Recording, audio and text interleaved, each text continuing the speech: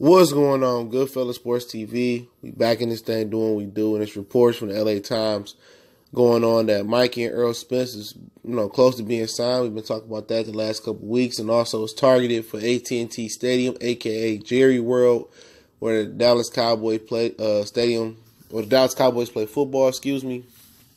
And I think that's good. March 16th, right around my birthday, I might pull up to this fight.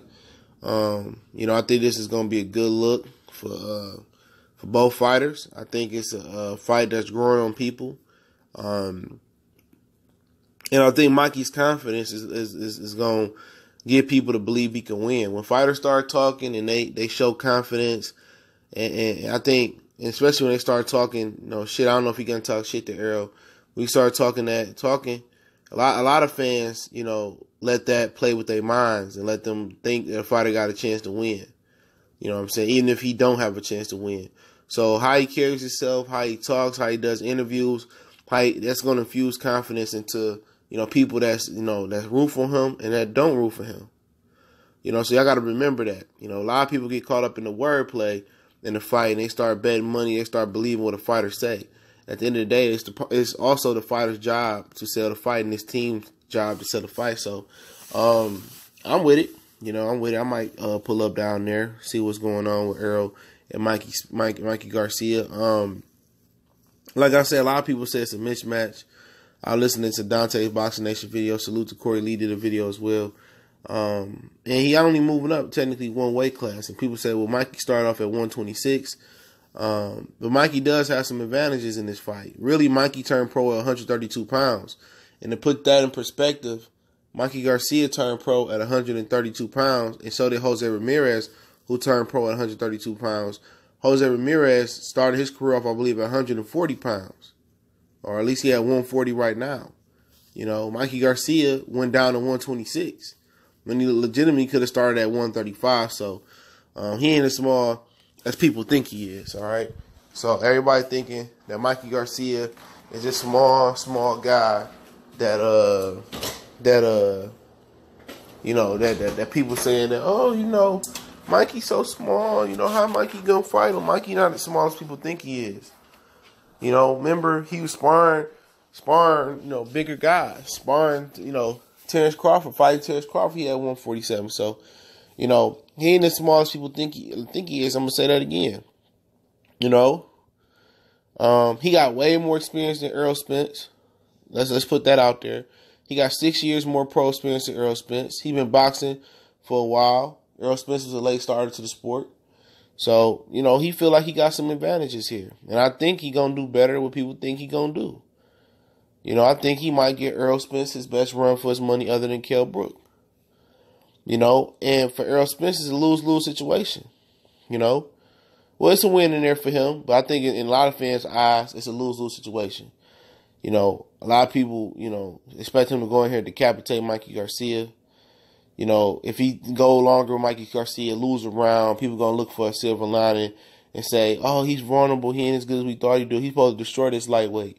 Well, it shows in history, lightweights have jumped up 2 weight classes and whooped on people. And technically, like Dante said, he only jumping up 1 weight class, 140, 147. Okay? Pacquiao jumped up 7 weight classes, whooping people's ass. And I respect Mikey Garcia for not asking for a catch weight or not asking for a catch weight. I respect him for that. He don't want shit to diminish this. So at the end of the day, he really only jumping up 1 weight class again. Okay, because he fought at 140 twice, and Texas was the right place to do it.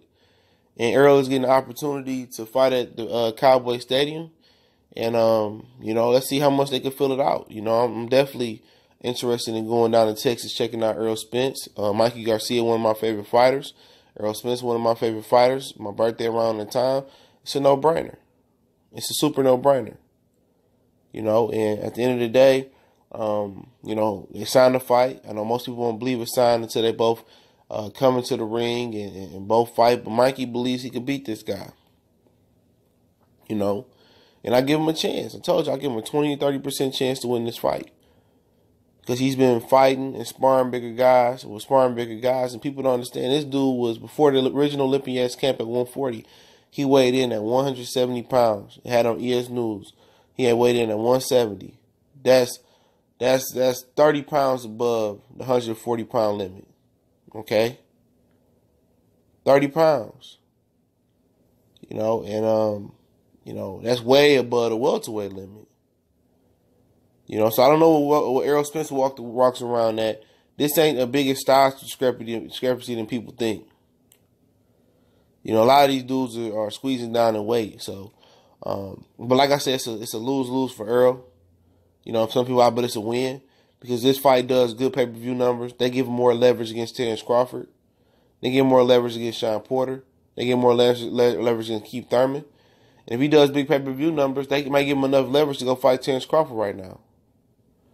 He said, look here, I'm a pay-per-view star, so I'm the A side. So if I can't get the 2 other belts, if I can't get Sean Porter, Keith Thurman winner, or them individually if they don't fight, then look here, man, I did $600-700K pay-per-views, whatever it might do with Mikey Garcia. You did $60K with Victor Postile. So you got to come over to Showtime. So that, it might give him that leverage. So it is a win for him. If this do big pay-per-view, this ain't off the strength of just fighting Mikey Garcia. This is off the strength of both of them because they're both from Texas. Errol from Texas. Errol got a fan base. Mikey is from, he's a Mexican-American. So they going to back him in Texas. And also I want to say as well, if this goes to the scorecards, don't be surprised if they F Errol Spence. Errol Spence is supposed to get that knockout. If this goes to the scorecards, don't be surprised. In Texas, I seen a lot of funny things happen from Canelo and Trout to Pernell Whitaker and Chavez Sr. So don't be surprised just because Errol from Texas and they fighting close to Dallas and not towards San Antonio down that way where Mikey usually fight at when he down there and Canelo fight at the Alamo Dome and stuff of that nature. Don't be surprised if they job Errol Spence on the scorecards, but Errol Spence shouldn't allow it to go to the scorecards. If Errol Spence allows this to go to the scorecards, this is going to be considered a problem from him. This is people going to criticize him because he's supposed to stop this guy. Oh, he overrated. He was supposed to knock this guy out. He's supposed to be this big puncher, aggressive fighter. Look, Mikey went 12 with him. Imagine what Crawford would do with him. Imagine what this guy. I think Danny Garcia might get him. You know what I'm saying? Errol Spence got to go in there and decapitate Mikey Garcia. You got to show him what you're supposed to do with a 140-pound junior welterweight. But obviously, like I said, Mikey Garcia sees some things. I did a video about it. I said what he see, and people took it as my personal opinion. I said what he see, and what he see is a guy that's not as fleet of foot as Terrence Crawford, a guy that might not be as fast as Terrence Crawford, a guy that's gonna be right there in front of him for him to score points on and hit. And he see a hittable guy, a hittable target, a target that ain't gonna move. Most of the Mexican fighters, they don't like guys that's fleet of foot, that's slick fighters. Errol Spence ain't slick.